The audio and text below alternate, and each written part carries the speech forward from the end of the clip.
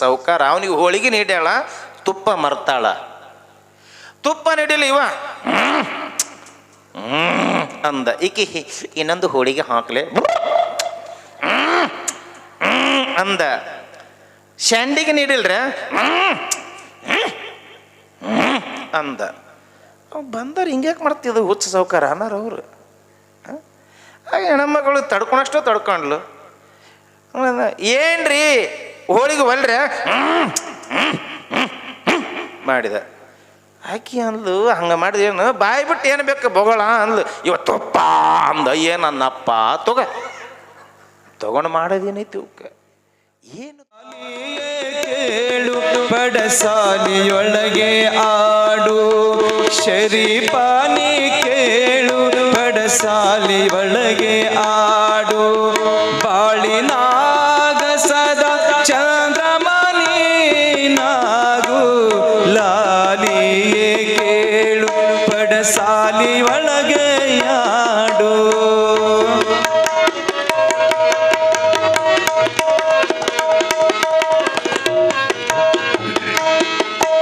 ಹಡೆದವರ ಒಡಲಿಗೆ ಅಮೃತವೇಯಾಗು ಹಡೆದವರ ಒಡಲಿಗೆ ನೀ ಅಮೃತವೇಯಾಗು ಪಡೆದವರ ಬಾಳಿಗೆ ಆಗಸವೇಯಾಗು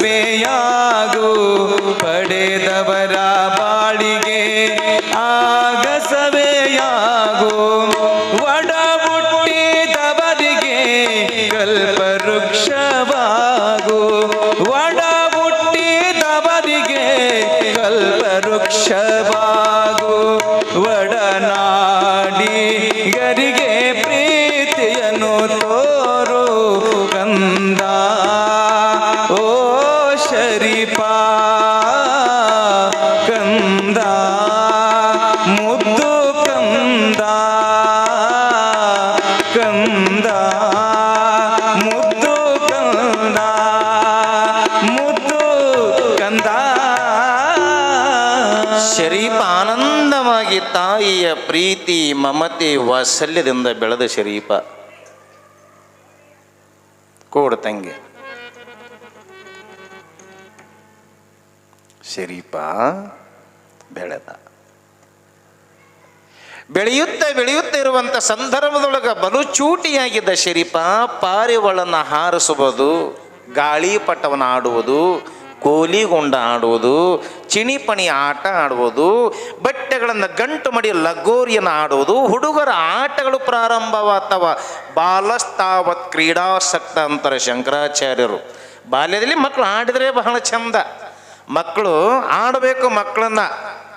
ಮಕ್ಕಳು ಮಣ್ಣಾಗ ಆಡಿದ್ರೆ ಬಹಳ ಚಲೋ. ಈಗನೇನಿಲ್ಲ, ಬಹಳ ಸೂಕ್ಷ್ಮವಾಗಿ ಬೆಳೆಸಿಬಿಟ್ಟಾರ ನಮ್ಮ ಅವನವ್ರು. ಏನಯ್ಯಪ್ಪ ಅದಕ್ಕೂ ಕೋಚಿಂಗ್ ಕ್ಲಾಸ್ ಬಂದ್ಬಿಟ್ಟವ. ಆಡಕ್ಕೂ ಕೋಚಿಂಗ್ ಕ್ಲಾಸ್. ಮಗ ಓಡಿ ಬರುವಾಗ ತಾಯಿಗೆ ಓಡಿ ಬಂದು ಮಗ ಕೇಳ್ತದ, ಮಮ್ಮಿ ನಮ್ಮ ಸ್ಕೂಲಲ್ಲಿ ಓಟದ ಸ್ಪರ್ಧೆ ಇಟ್ಟಾರ, ನಾನು ಭಾಗವಹಿಸ್ತೀನಿ ಅಂತ ಮಗ ತಾಯಿಗೆ ಹೇಳಿದ. ಆವಾಗ ತಾಯಿ ಅಂತಾಳೆ, ಮೆಲ್ಲಗೆ ಓಡಪ್ಪ ಅಂದ್ಲು. ಮೆಲ್ಲಗೆ ಓಡ್ಬೇಕಂತ. ಮೆಲ್ಲಗೆ ಓಡ್ರೆ ಮುಡ್ತಾನೆ ನನ್ನ ಗುರಿ ಅವ. ಇನ್ನು ಫೋನ್ ಮಾಡಿ ಕೇಳ್ತಾರ, ಸ್ವಿಮ್ಮಿಂಗ್ ಪೂಲ್ ಐತೇನ್ರಿ? ಪುಸ್ತಕ ನೋಡಿ ಸ್ವಿಮ್ಮಿಂಗ್ ಪೂಲ್ ಈಜಾಡೋದು ಕಲಿಯುವಂಥ ಕಾಲ ಬಂದೈತಿ ಈಗ. ಮಕ್ಕಳಿಗೆ ಅಷ್ಟು ಸೂಕ್ಷ್ಮಿ. ಮಕ್ಕಳು ಮಣ್ಣೊಳಗೆ ಆಡಬೇಕು, ಮಣ್ಣೊಳಗೆ ಬಿಡಬೇಕು. ಮಕ್ಕಳು ಅಂದಾಗ ಕನ್ನಡದ ಮಕ್ಕಳು ಒಂದು ಕಿಮ್ಮತ್ತು. ಬಾರೋ ಬಾರೋ ಮಳೆರಾಯ ನಮ್ಮ ತೋಟಕ್ಕೆ ನೀರಲ್ಲಂತ ಹಾಡ್ತಿದ್ರು ಹಿಂದಕ್ಕೆ. ಮಳಿ ಆ ಪರಮಾತ್ಮ ಏನದಲ್ಲಿ ವಿಶ್ವೇಶ್ವರ ಮಕ್ಕಳ ಮಾತನ್ನು ಬೇಗ ಕೇಳ್ತಾನೆ. ಅದಕ್ಕೆ ಮಕ್ಕಳೇ ದೇವರು. ನೀವೇನಾದರೂ ಹೊಸ ವಾಹನವನ್ನು ಖರೀದಿ ಮಾಡ್ಬೇಕಾದ್ರೆ ಮಕ್ಕಳಿಗೆ ಕೇಳ್ತೀರಿ, ಯಪ್ಪ ಗಾಡಿ ತೊಗೋಬೇಕಂತ ಮಾಡೀನಿ, ಯಾವ ಬಣ್ಣದ ತೊಗೊಲ್ಲಿ ಕೇಳ್ತಿರಲ್ಲ ಸಹಜವಾಗಿ. ಯಾರೇ ಮಗು ಇರಲಿ, ಯಾಕಂದ್ರೆ ಮಕ್ಕಳಂದ್ರೆ ದೇವರು. ಅದಕ್ಕೆ ಬಾರೋ ಬಾರೋ ಮಳೆರಾಯ ಅಂದಾಗ ಆ ಮಕ್ಕಳ ಮಾತನ್ನು ಕೇಳಿಸ್ಕೊಂಡು ಪರಮಾತ್ಮ ಆನಂದ ಪರುಷನಾಗಿ ಮೇಘರಾಜನನ್ನು ಕಳಿಸಿಬಿಡ್ತಿದ್ದ. ಮಳೆ ಬರ್ತಿತ್ತು. ಕನ್ನಡ ಶಾಲೆಗೆ ಹೇಳ್ತಿದ್ರು ಅವಾಗೆಲ್ಲ ಬಾರೋ ಬಾರೋ ಮಳೆಯರು. ಈಗ ಹಂಗಲ್ಲ. ರೇನ್ ರೇನ್ ಗೋ ಅವೇ ಅಂತ. ಮಳಿ ಹೊರಗಡೆ ಆ ಕಡೆ ಹೋಗು, ಮತ್ತೆ ಯಾಕೆ ಬರ್ತೈತಿ ಮಳಿ? ಬರಗಾಲ ಅದಕ್ಕೆ ಜಾಸ್ತಿ ಆಕೈತೈತಿ. ನಾವು ಕಲಿಸೋದು ಅಂಥದೈತಿ ನೋಡು. ಮಕ್ಕಳಿಗೆ ಏನು ಹೇಳಿಕೊಡ್ತೀವಿ ಅದನ್ನೇ ಕಲಿತೇವ ಮಕ್ಕಳು. ಅಮೃತಂ ಬಾಲಭಾಷಿತಂ ಆದೊಡೆ ಚಿಕ್ಕನ್ಯನುಳ ಅಕ್ಕರೆಯ ವಿದ್ಯೆಗಳ ಅರಿಪತಿರ್ದಡೆ ಕೊಂದಂ. ಮಕ್ಕಳಿಗೆ ಉತ್ತಮವಾದ ಸಂಸ್ಕಾರ ತಾಯಿ ಹೇಳಿದರು ನಮ್ಮ ಗವಾಯಿಗಳು. ಆಚಾರಕ್ಕೆ ಅರಸನಾಗಿ, ನೀತಿಯಲ್ಲಿ ಪ್ರಭುವಾಗಿ, ಮಾತಿನಲ್ಲಿ ಚೂಡಾಮಣಿಯಾಗಿ, ಜಗತ್ತಿಗೆ ಜ್ಯೋತಿ ನೀನಾಗಂತೇಳಿ ಹರಸಿ ಹಾರೈಸಬೇಕು ನಮ್ಮ ತಾಯಿಯ ಬಳಗ. ಹರಸಿ ಹಾರೈಸಬೇಕು. ದ್ವೈತ ಪರಂಪರೆ, ಅದ್ವೈತ ಪರಂಪರೆ, ವಿಶಿಷ್ಟ ಅದ್ವೈತ ಪರಂಪರೆ, ಶಕ್ತಿ ಮತ್ತು ವಿಶಿಷ್ಟ ಅದ್ವೈತ ಪರಂಪರೆ, ಈ 4 ಪರಂಪರೆಯಲ್ಲಿ ವಿಶೇಷವಾಗಿರ್ತಕ್ಕಂಥ ಅವತಾರ ಪುರುಷರು. ಒಂದೊಂದು ಪರಂಪರೆಯಲ್ಲಿ ಒಬ್ಬೊಬ್ಬ ಮಹಾತ್ಮರು ಅವತರಿಸಿ ಬರ್ತಾರೆ ಲೋಕದೊಳಗ. ಮಹಾತ್ಮರು ಹೆಂಗೆ ಹುಟ್ಟುವಾಗಲೇ ಮಹಾತ್ಮರಾಗಿರ್ತಾರೆ, ಹುಟ್ಟಿದ ಮೇಲೆ ಮಹಾತ್ಮರಾದವರು ಉಂಟು ಈ ಜಗತ್ತಿನೊಳಗ. ಹಂಗ ಅನವರ್ತ ಗುರುವಿನ ಸೇವೆಯನ್ನು ಮಾಡಿದಾರಲ್ಲ, ಆ ಪುಣ್ಯ ಮಗನಿಗೆ ತಟ್ಟಬೇಕು. ಬೆಳೆದು ಹುಡುಗ ಎಲ್ಲರೊಡನೆ ಆಡಲಾರಂಭಿಸ್ತದ. ಆಡುವ ಮಾತು ಮುತ್ತಾಗಿದ್ದು ಎಲ್ಲರೂ ನೋಡಬೇಕು. ಶರೀಫನ ಯಾವಾಗ ಎತ್ತಿವಂತೀವಿ, ಯಾವಾಗ ಕೆನ್ನೆಗೆ ಮುತ್ತು ಕೊಡ್ತೀವಿ ಅನ್ನುವಂಥ ಭಾವ ಬರ್ತಿತ್ತು ನೋಡುಗರ ಕಣ್ಣಿಗೆ. ಅಷ್ಟೊಂದು ಮುಗ್ಧನಾಗಿದ್ದ ಶರೀಫ, ಅಷ್ಟೇ ಚೂಟಿಯಾಗಿದ್ದ ಶರೀಫ. ಆಟ ಆಡುತ್ತಿರುವಾಗ ಶರೀಫನ ಬಾಲ್ಯದ ಗೆಳೆಯರು ನಿಂಗಪ್ಪ, ಬಸಪ್ಪ, ಬಸನಗೌಡ, ಯಕ್ಕೂ ಸಾಬ್, ಗೋವಿಂದಪ್ಪ, ಸಿದ್ದಪ್ಪನತಕ್ಕಂಥ ಒಂದು 8 ಹುಡುಗರ ಜೊತೆ ಆಟ ಆಡ್ತಿದ್ದ ಶರೀಫ ಶಿವಯೋಗಿ.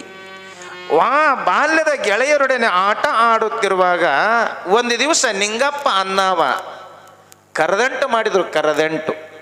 ತಾಯಿ ಕರದಂಟ ಮಾಡಿದ್ಲು. ಇವ ಕಿಶದ ಇಟ್ಕೊಂಡು ಬಂದ ನಿಂಗಪ್ಪ.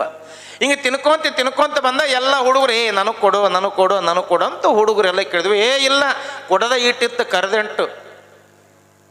ಸ್ವಲ್ಪ ಇತ್ತು, ನಾನಾ ತಿಂದಿ ನೋಡಂತ ಅದನ್ನೆಲ್ಲ ಬಾಯಿಗೆ ಇಟ್ಕೊಂಡು ಮಂಗ್ಯನ ಬಾಯಿ ಮಾಡಿದೆ. ಹಿಂಗೆ ಇಟ್ಕೊಂತಲ್ಲ ಸ್ವಾಟ್ಯಾಗ ಮಂಗ್ಯ ಇಟ್ಕೊಂಡ. ಎಲ್ಲ ಹುಡುಗರು ನಮಗೆ ಕೊಡಬಿಟ್ಟು ನೀವು ಒಬ್ಬನ ತಿಂದಿಯಲ್ಲ, ಆಯ್ತು ನೋಡಮ್ ತಗೋ ಅಂತ ತಿಳ್ಕೊಂಡು ಹುಡುಗರ ಆಟ. ಆ ಸಮಯಕ್ಕೆ ಶರೀಫ್ ಅಂತಾನೆ, ಅವ ನಿಂಗ ಬಾಯಿಗೆ ಇಟ್ಕೊಂಡವನೋ, ನಿಮಗೇನೇ ಬೇಕು ಬರ್ರಿ ನಾನು ಕೊಡ್ತೀನಿ ಅಂತಾನ. ನಾನು ಕೊಡ್ತೀನಿ ಬರ್ರಿ ಅಂದಾಗ ಶರೀಫ ಏನು ಕೊಡ್ತಿದ್ದಿ, ನಿಮಗೆ ಏನೇನೇ ಬೇಕು? ನಮಗೆ ಒಬ್ಬ ಎಳ್ಳುಂಡಿ ಅಂದ, ಒಬ್ಬ ಶೇಂಗಾ ಉಂಡಿ ಅಂತಾನ, ಒಬ್ಬ ಬೇಸನ್ ಉಂಡಿ ಅಂದ. ಆಯ್ತು ಕೊಡ್ತೀನಿ ಅಂತ ತಿಳ್ಕೊಂಡು ಕೇವಲ 5-6 ವರ್ಷದ ಮಗುವಾಗಿರುವಂಥ ಶರೀಫ ಕಿಶೆದೊಳಗೆ ಕೈ ಹಾಕ್ತಾನೆ. ನಿನಗೆ ಯಾವ ಉಂಡಿ ಬೇಕು? ನನಗೆ ಶೇಂಗಾ ಉಂಡಿ ತಗೋ. ನೋಡ್ರಿ ವಿಚಿತ್ರವಾದ ಲೀಲೆ. ಶೇಂಗಾ ಉಂಡಿ ಬೇಕಾ? ಯಾರು ಏನು ಕೇಳ್ತಾರ ಬೇಡಿದ್ದನ್ನು ಕೊಡುತ್ತಕ್ಕಂಥ ಶಕ್ತಿಯನ್ನು ಹೊಂದಿದ್ದ 5-6 ವರ್ಷದ ಬಾಲಕನಾಗಿರುವಂಥ ಶರೀಫ ಶಿವಯೋಗಿ. ಇದನ್ನೆಲ್ಲ ನೋಡಿದ ಗೆಳೆಯರು ಆಶ್ಚರ್ಯಚಕಿತರಾಗ್ತಾರ. ಚಳಕಾಪುರದೊಳಗ ಎಳ್ಳ ಅಮಾವಾಸ್ಯೆ. ಸಿದ್ಧಾರೂಢನ ಬೆನ್ನು ಹತ್ತಿದ್ದು ಎಲ್ಲ ಹುಡುಗರು. ನಮಗೆ ಎಳ್ಳು ಬೇಕಂದಾಗ ಸಿದ್ಧಾರೂಢರ ತಾಯಿ ದೇವಮಲ್ಲಮ್ಮ ಮಣ್ಣಿನ ಮಡಿಕೆಯೊಳಗ ನೆಲವು ಅಂತ ಬರ್ತಿದ್ವು. ಅವಾಗೆಲ್ಲ ನೆಲವು ಅಂತ ಬರ್ತಿದ್ವು ಒಕ್ಕಲಿಗರ ಮನೆಗೆ. ಈಗೂ ಕೆಲವೊಂದು ಹಳ್ಳ್ಯಾಗ ಅದಾವ ನೆಲವು ಅಂತೇಳಿ.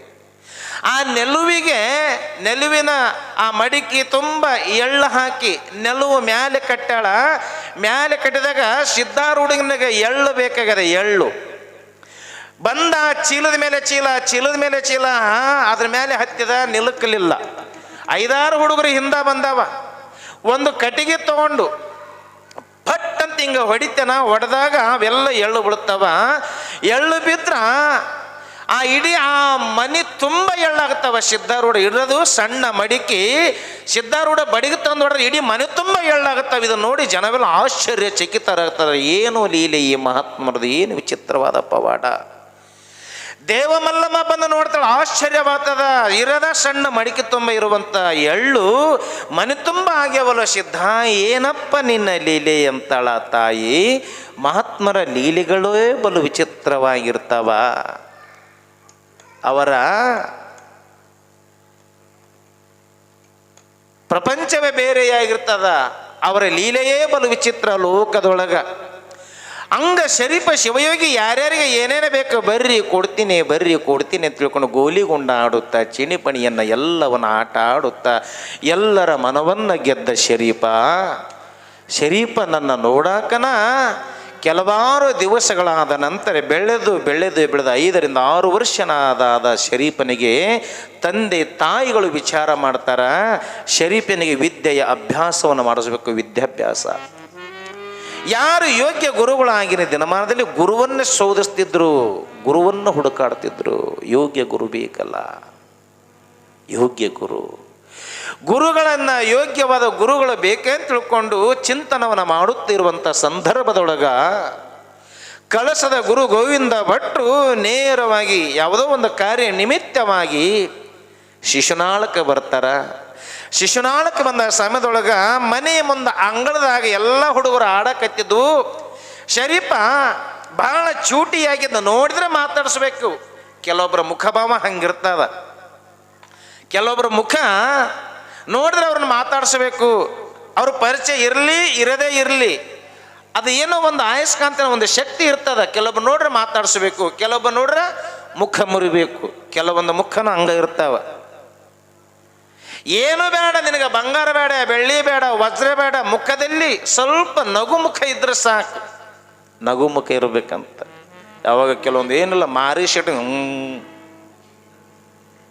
ಹಿಂಗ ಇರ್ತಾವ. ಏನ ಮುಖದಲ್ಲಿ ನಗು ಇರಬೇಕು. ಬಡತನ ಸಿರಿತನ ಮುಖ್ಯವಲ್ಲ, ಮುಖದಲ್ಲಿ ನಗು ಇರಬೇಕು, ಒಳ್ಳೆ ಮನಸ್ಸಿರಬೇಕು. ಭಗವಂತ ನಿನಗೆ ಒಲಿತಾನ. ಕೆಲವೊಂದಿಗೆ ಏನೇನಿಲ್ಲ, ಸುಮ್ಮನೆ ದುರಹಂಕಾರ. ಸೌಕಾರಿದ್ದ ಒಂದು ಊರಾಗ ಸೌಕಾರ ಇರುವ ಕಾಲಕ್ಕೆ ಎಲ್ಲರೂ ದೊಡ್ಡ ಸೌಕಾರ ಅಂದ್ರೆ ಮಾತಾಡ್ಸಾರ. ನೋಡ್ರಿ, ಮತ್ತೇನ್ರಿ ಸೌಕಾರ ಆರಾಮಿದ್ದೀರಾ ಅಂದ್ರೆ ಇವ ಆರಾಮಿದ್ದೀನಿ. ಮತ್ತೇನ್ರಿ ಸೌಕಾರ ಘಮ್ ಅಂತಿಲ್ಲ, ಏನು ಹಚ್ಕೊಂಡು ಸ್ನಾನ ಮಾಡ್ತೀರಿ? ಬಾಗಲಕ್ಕೆಂಡು ಹಿಂಗ. ಮತ್ತೇನ್ರಿ ಸೌಕಾರ ಊಟ ಆತನ? ಯಾಕ ಆಗಿಲ್ಲ ಅಂದ್ರೆ ಸಿದ್ದರಾಮಯ್ಯನ ಅಕ್ಕಿ ತಂದಾಕ್ತೇನೆ ಮನೆಗೆ. ಹಿಂಗ ಮಾತಾಡವ. ಮತ್ತೇನ್ರಿ ಸೌಕಾರ ಆರಾಮಿದಿರಲ್ಲ? ಈಗ ದೌಖಾನೆ ಕರ್ಕೊಂಡು ಹೋಗ್ತೇನೆ ನನ್ನ. ನಮಸ್ಕಾರ ಅಂದ್ರೆ ನಮಸ್ಕಾರ ಅಂತಿದ್ದಿಲ್ಲ ಸೌಕಾರದು. ಬೇಸರ ಆಗಿತ್ತು. ಬರೀ ಗಂಟು ಮಾರಿ, ಕೆಲವೊಂದು ಮಾರಿ ಗಂಟು ಮಾರಿ ಹಿಂಗ ಸುಖನ ಇಲ್ಲ, ಬರೀ ಗಂಟು ಮಾರಿ.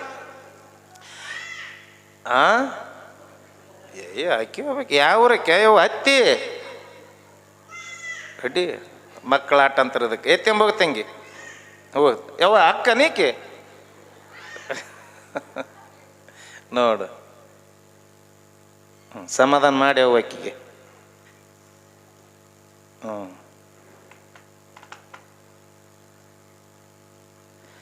ಗಂಟು ಮಾರಿ, ಯಾವಾಗಲೂ ಗಂಟು ಮಾರಿ. ಒಟ್ಟು ನಗುತ್ತಿದ್ದಿಲ್ಲ ಸೌಕರ. ಭಗವಂತ ಬೇಕಾದಷ್ಟು ಕೊಟ್ಟಾನ, ಮುಖದಲ್ಲಿ ನಗು ಇರಬೇಕಲ್ಲ, ನಗು ಇಲ್ಲ, ಬರೀ ಗಂಟು ಮಾರಕ್ಕೆಂದಿರವ.